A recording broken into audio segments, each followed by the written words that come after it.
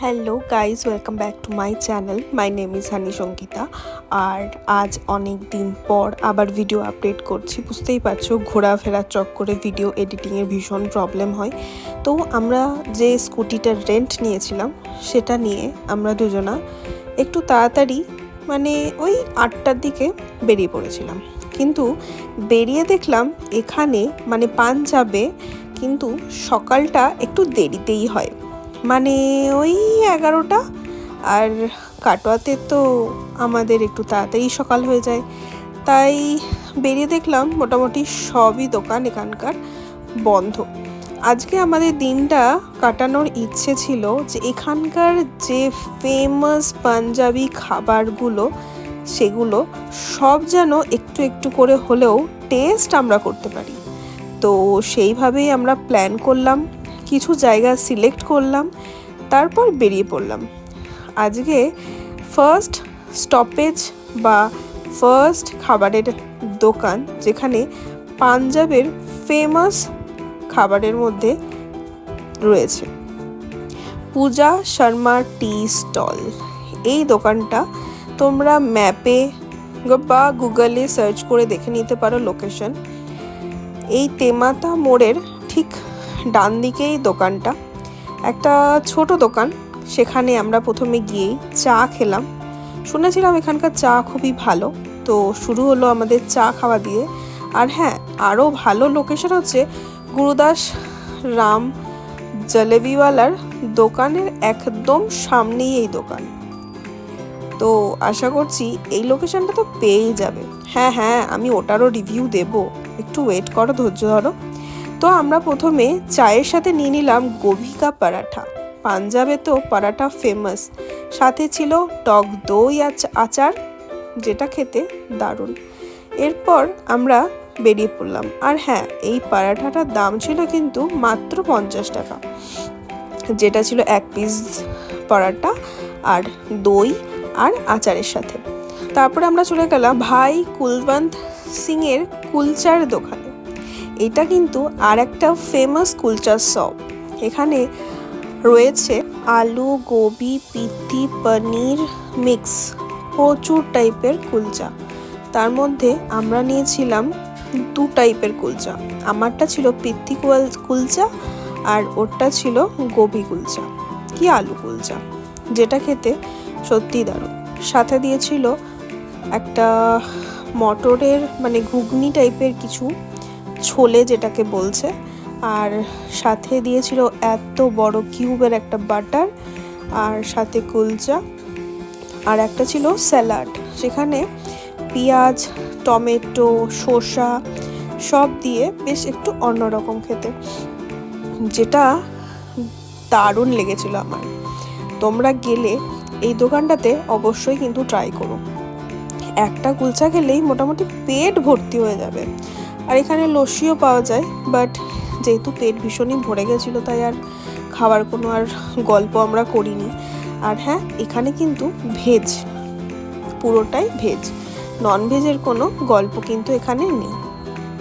এরপরে আমরা চলে গেলাম একটু কেনাকাটি করতে। শুধু খাবো খাবো করলে হবে, একটু কেনাকাটি না করতে হবে। তারপরে আমরা চলে গেলাম পাঞ্জাবের ফেমাস কিছু দোকানে। তার ভিতরে এই দোকানটাতে আমাদের কিছু শপিং করলাম। পাঞ্জাবে এসে পাঞ্জাবি সালোয়ার নেব না, এটা কখনো হয়, তাই চটপট গিয়ে আমরা একটা শপ থেকে সালোয়ারের পিস নিয়ে নিলাম। তোমরা গিয়েও কিন্তু ট্রাই করতে পারো। তবে হ্যাঁ, এখানে অনেকেই বলে দোকানে মাপ নিয়ে সালোয়ার বানিয়ে দেওয়ার কথা, কিন্তু আমার মনে হয় এখানে কিছু কিছু দোকান ভালো বানায় হয়তো, আর কিছু কিছু একদমই বাজে বানায়। তো আমার এক্সপিরিয়েন্স খুব খারাপ। তোমরা যদি পাঞ্জাবি গিয়ে কখনো সালোয়ার পিস কিনে বানাতে দিয়েছো, তোমাদের এক্সপিরিয়েন্স কী সেটাও কিন্তু জানিও। তারপরে আমরা চলে গেলাম জালিয়ানা বাগ, যেটা আমাদের আগের দিনই যাওয়ার কথা ছিল, কিন্তু আগের দিন যেহেতু যেতে পারিনি, তাই জন্য আমরা সেকেন্ড দিন পাঞ্জাবে জালিয়ানা বাগটাতে পৌঁছে গেলাম। এখানে জালিয়ানা বাগ এর আগে আমি 5 বছর আগে এসেছিলাম, তখন এত কিছু সাজানো গোছানো ছিল না। এখন বেশ একটু অন্যরকম করেছে। আমরা এই মুহূর্তে পুরো জালিয়ানা বাগের ভেতরে মানে এন্ট্রান্সের মুখে আছি। আর এখানে ঢুকেই প্রচুর সৈনিকদের স্ট্রাকচার দেওয়ালের মধ্যে রয়েছে। তারপরে ভেতরে ঢুকে দেখলাম অনেক ভিড়, আর আজকে রোদটাও বেশ ভালো লাগছে। তারপরেই চোখে পড়ল এই জিনিসটা। প্রথমে দূর থেকে দেখে একদমই বুঝতে পারিনি যে গা বেয়ে জল পড়ছে। কাছে গিয়ে বুঝলাম আচ্ছা এই ব্যাপার। তারপরে জালিয়ানাবাগের ভেতরে আমরা আস্তে আস্তে প্রবেশ করলাম। আর এই যে এখানে যে সাদা বক্স করা আছে, তার ভেতরে যে গর্ত, সেটা এখানে গুলির দাগ বলে বোঝানো হচ্ছে। যেখানে প্রচুর গুলিগালা যখন চলেছিল, সেই জায়গাটাকেই এখানে তুলে ধরা হয়েছে। এরপরে ঘুরে ঘুরে দেখতে বেশ ভালোই লাগছিল। তারপরে চোখে পড়লো একটা বড় কুয়ো, যার ভেতরে প্রায় প্রপার সংখ্যাটা তো মনে নেই, তবে 200-র কাছাকাছি লোকজন সেই সময় বাঁচার জন্য এর ভেতরে ঝাঁপ মেরেছিল।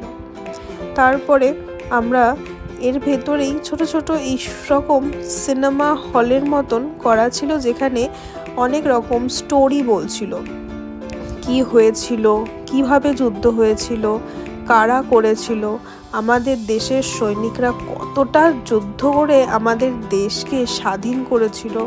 সত্যি এইসব দেখতে শুনতে কতই না ভালো লাগে এটা ভেবে যে আমরা সেই দেশেরই মানুষ, যেই দেশ নিজের যোগ্যতাতে স্বাধীন হয়েছে।